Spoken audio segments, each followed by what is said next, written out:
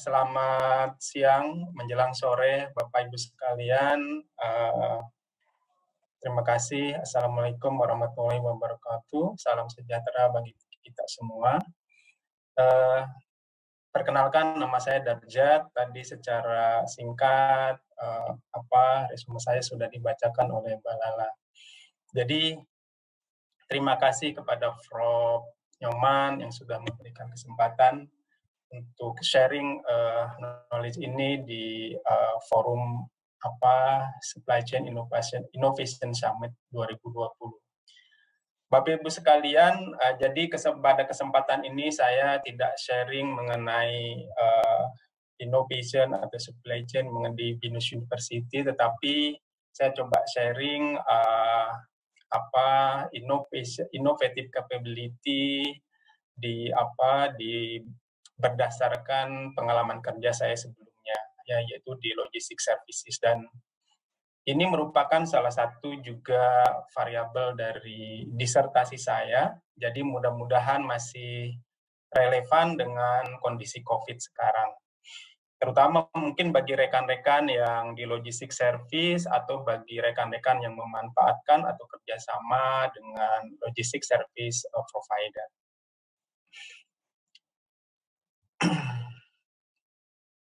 Oke, ini saya skip karena tadi sudah disampaikan oleh Mbak Lala. Pada hari ini saya ada 3 agenda yang coba saya sampaikan di forum ini. Pertama, basic konsepnya, karena untuk lebih memahami dari capability ini dikembangkan, sehingga mungkin saya juga menyampaikan beberapa hal yang menyangkut konseptual.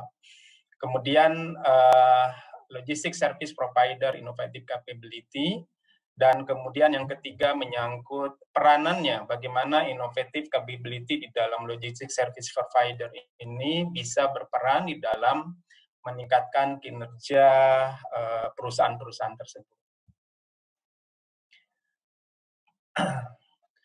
Baik, Bapak Ibu sekalian, mungkin untuk yang pernah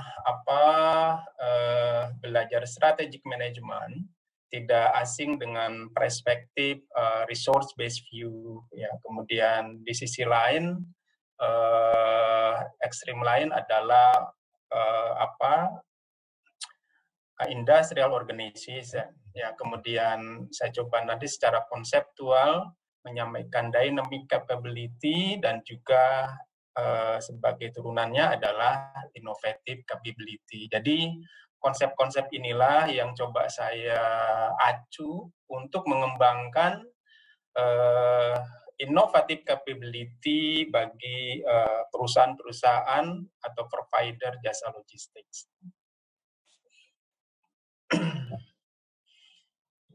Bapak Ibu sekalian, jadi di dalam pengembangan strategic management itu salah satunya adalah perspektif resource based view. Ya, jadi RBV ini adalah suatu model atau perspektif yang menyatakan bahwa sumber-sumber daya dan kapabilitas merupakan kunci keberhasilan perusahaan dalam mencapai keunggulan bersaing dan kinerja yang unggul.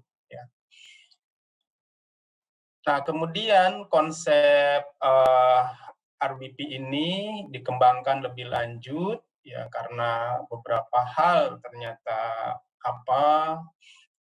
kurang memenuhi dari aspek-aspek yang mungkin terus berkembang, ya, sehingga muncul yang namanya konsep dynamic capability. Ya. Jadi konsep ini adalah suatu model yang menekankan pada kemampuan perusahaan dalam memodifikasi dan memperkuat sumber dayanya dengan suatu cara yang memungkinkan perusahaan memperoleh dan mempertahankan keunggulan bersaingnya dalam suatu lingkungan yang terus berubah. Ya. Nah, terutama di dalam disertasi saya itu saya coba acu dynamic capability ini dari TIS. Ya. Kemudian beberapa konsep mengenai dimensi atau indikator dari Dynamic capability itu berbeda-beda, tetapi coba saya acu dari Profesor Wang. Salah satunya adalah membedakan 3 dimensi dari dynamic capability. Jadi salah satunya adalah innovative capability.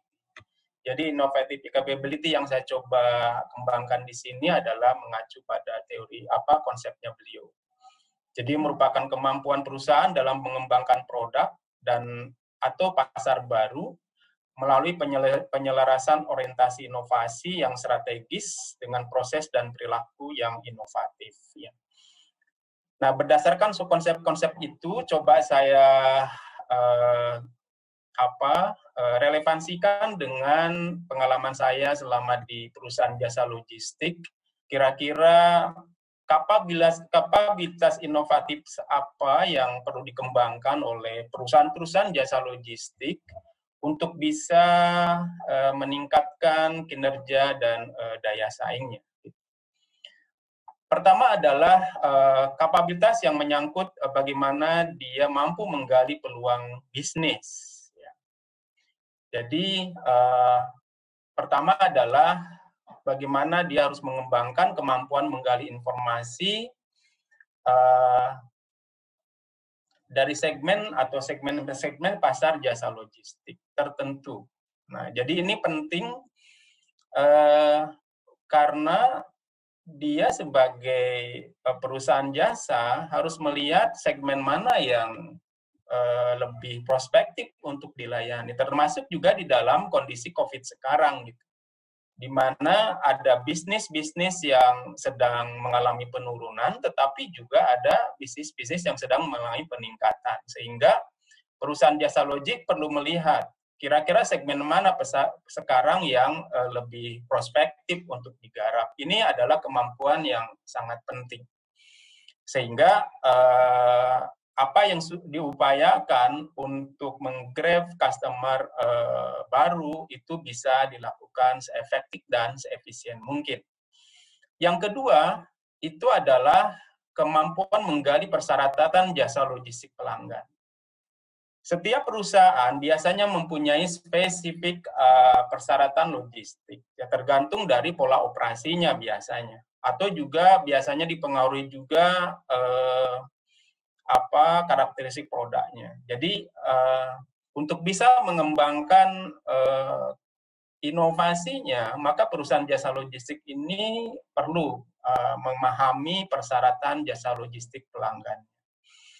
Karena mungkin juga setiap perusahaan berbeda, setiap proyek atau setiap kegiatan juga memiliki persyaratan tertentu. Kemudian yang ketiga adalah kemampuan menganalisis karakteristik produk pelanggan. Setiap produk itu memerlukan cara menghandle-nya yang berbeda-beda. Gitu. Tentu saja perusahaan logistik yang biasa menggarap proyek akan berbeda, memerlukan kemampuan yang berbeda dengan perusahaan-perusahaan yang biasa mendistribusikan barang-barang yang FMCG misalnya. Ya, itu tentu saja perlu mengembangkan kapabilitas yang berbeda. Kemudian yang keempat adalah kemampuan menganalisis pola operasi logistik pelanggan. Nah, pola operasi ini juga sama. Mungkin kalau yang perusahaan-perusahaan yang sudah biasa pola operasinya tetap, mungkin nggak terlalu masalah. Tetapi kalau perusahaan-perusahaan seperti EPC, misalnya punya proyek A, punya proyek B, punya proyek C, biasanya masing-masing proyek itu memerlukan pola operasi tersendiri. Nah, itu perlu dikuasai oleh perusahaan-perusahaan jasa logistik. Kemudian selanjutnya adalah kemampuan menganalisis kecenderungan pasar jasa logistik. Ya, biasanya mungkin di perusahaan-perusahaan tertentu bahwa kegiatannya itu mungkin misalnya akan peak season mendekati akhir tahun. Ada juga yang mungkin mulai meningkat pada awal tahun, tetapi ada juga mungkin mulai pertengahan tahun. Nah, ini perusahaan jasa logistik perlu memiliki informasi ini. Gitu. Bagaimana dia mempunyai kemampuan menganalisis ini supaya memiliki informasi kecenderungan ini sehingga bisa tadi disesuaikan dengan kompetensinya baik dalam kegiatan marketing maupun juga fungsi yang lain. Kemudian selanjutnya adalah kemampuan menganalisis para pesaing dalam mengembangkan jasa logistik yang inovatif. Ya, jadi ide-ide inovasi itu juga mungkin kita bisa dapatkan dari para pesaing. Ya. Baik yang memang secara langsung bersaing dalam suatu saat bidding, misalnya tender, ya, kita misalnya sudah merasa bahwa kita sudah mengajukan pola operasi yang sudah sangat efektif dan efisien, tetapi tiba-tiba kita digalahkan misalnya, padahal mungkin kita sudah pengalaman di situ. Ya, kemudian pemain baru bisa memberikan solusi yang lebih baik kepada pelanggan, akhirnya kita yang kalah, dan itu mungkin kita bisa pelajari menjadi ide untuk inovasi kita selanjutnya. Kemudian yang terakhir di kemampuan di dalam menggali peluang bisnis ini adalah kemampuan menganalisis kompetensi para pemasok atau vendor. Nah, kita juga bisa mengembangkan inovasi jasa logistik berdasarkan fasilitas-fasilitas fisik yang dimiliki oleh rekanan atau vendor kita, baik shipping lines, airlines, warehousing, ya, kemudian juga mungkin provider dari heavy equipment dan sebagainya. Nah, mungkin kita dengan ada fasilitas baru atau fasilitas fisik yang baru yang kita bisa kembangkan inovasi jasanya yang kita tawarkan kepada pelanggan, nah itu juga sebagai salah satu kemampuan yang harus kita kembangkan di perusahaan jasa logistik. Nah, kemudian yang kedua, itu adalah kemampuan menyangkut kapabilitas mengembangkan produk atau jasa. Ya. Jadi yang pertama di sini yang harus perlu dikembangkan oleh perusahaan jasa logistik adalah kemampuan mengembangkan ide-ide baru yang kreatif. Ya, jadi tidak mudah ini bisa terlaksana dalam iklim perusahaan yang mungkin tidak mendukung. Ya. Jadi untuk memunculkan ide-ide yang kreatif itu perlu leadership juga yang mendukung, ya, sehingga perusahaan-perusahaan jasa logistik perlu menciptakan situasi ini. Yang kemudian yang kedua adalah kemampuan merencanakan pengembangan produk atau jasa logistik baru. Ini mungkin sangat tergantung kepada kompetensi dari setiap SDM yang ada di perusahaan itu. Semakin kompleks, semakin besar pengalamannya, semakin banyak pengalamannya, dan juga secara konseptual semakin menguasai, mungkin akan banyak ide-ide di dalam mengembangkan jasa logistiknya.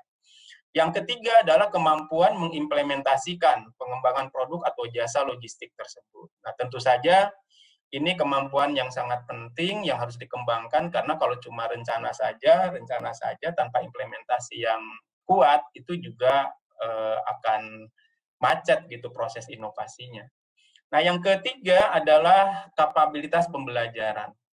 Di dalam kapabilitas ini yang harus dikembangkan adalah kemampuan mentransfer pengetahuan dan pengalaman baru. Jadi, setiap aktivitas logistik yang baru di dalam perusahaan jasa logistik itu menjadi suatu knowledge yang harus dijaga dan dikembangkan dan ditransfer kepada yang lain. Jangan sampai begitu yang menguasai itu keluar, kemudian knowledge-nya juga ke bawah keluar, nah kemudian customer itu datang lagi ke kita, nggak ada yang sanggup menghandle, nah itu masalah. Gitu. Sehingga transfer ini sangat penting di dalam logistik service provider.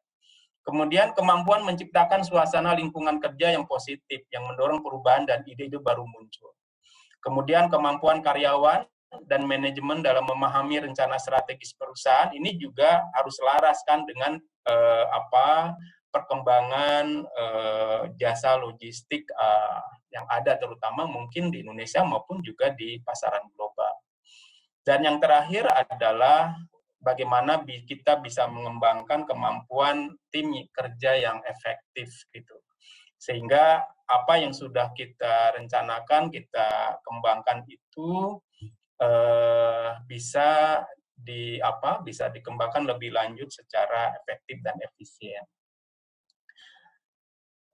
Nah, kemudian apa peranannya inovatif capability ini di dalam bagaimana perusahaan-perusahaan ini coba meningkatkan kinerjanya, Bapak Ibu? Jadi resources itu dilihat sebagai suatu sumber yang statis. Ya. Maka resources ini akan berdampak positif bagi perusahaan kalau resources ini mampu dikembangkan oleh perusahaan-perusahaan tersebut secara dinamis, gitu, sehingga menjadi kapabilitas tadi. Gitu.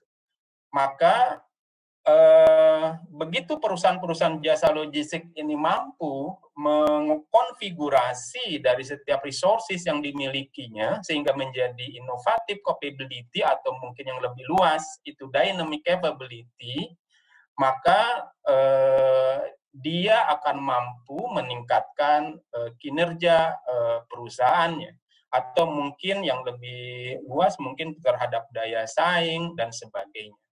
Oleh sebab itu, penting di sini bahwa di dalam perusahaan jasa logistik itu kadang-kadang tidak penting memiliki aset, gitu ya. Tetapi bagaimana capability itu bisa dikembangkan sehingga bisa banyak memiliki strategi-strategi solusi yang bisa ditawarkan kepada customers, gitu. Jadi ini titik pentingnya bagaimana perusahaan-perusahaan jasa logistik selalu harus terus melakukan atau meningkatkan kapabilitas inovatifnya. Oke, mungkin itu saja Mbak Lala yang bisa saya sharing hari ini. Mungkin kita bisa lanjutkan nanti di dalam tanya jawab. Terima kasih.